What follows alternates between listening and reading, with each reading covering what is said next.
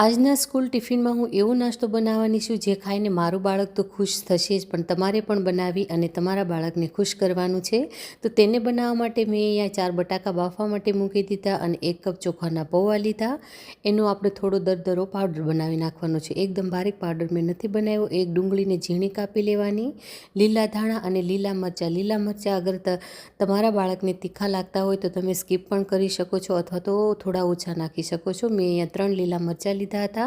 ત્યાં બટાકા પણ બફાઈ ગયા. હવે એની છાલ કાઢી સારી રીતે મેશ કરી દેવાના અને પૌવાનો પાવડર નાખી દેવાનો, લીલા ધાણા, મરચાં અને ડુંગળી નાખી દેવાની. સ્વાદ પ્રમાણે મીઠું નાખવાનું, થોડો મરચું પાવડર, ધાણા જીરું પાવડર, કાળા મરીનો પાવડર અને કાળું મીઠું નાખવાનું અને આમચૂર પાવડર નાખવાનો. તો બધો મસાલો સારી રીતે મિક્સ કરી દેવાનો.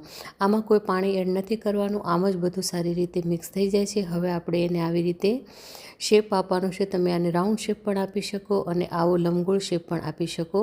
તો પહેલાં આપણે બધું બનાવીને તૈયાર કરી લઈશું, પછી આપણે એને તળવાનું છે. તો તળવા માટે અહીંયા તેલ ગરમ મેં પહેલાં જ મૂકી દીધું હતું.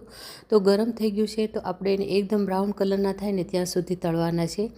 એકદમ ક્રિસ્પી અને એકદમ ટેસ્ટી અને સ્વાદિષ્ટ બને છે. તમે પણ જરૂરથી ટ્રાય કરજો. હું તો મારા બાળક માટે મહિનામાં 1 વખત તો આવો નાસ્તો બનાવીને ટિફિનમાં આપું છું. તો તમને આજની આ ટિફિન બોક્સની રેસીપી કેવી લાગી? અગર સારી લાગી તો રેસીપી સેવ કરજો, લાઇક કરજો, શેર કરજો. Thank you.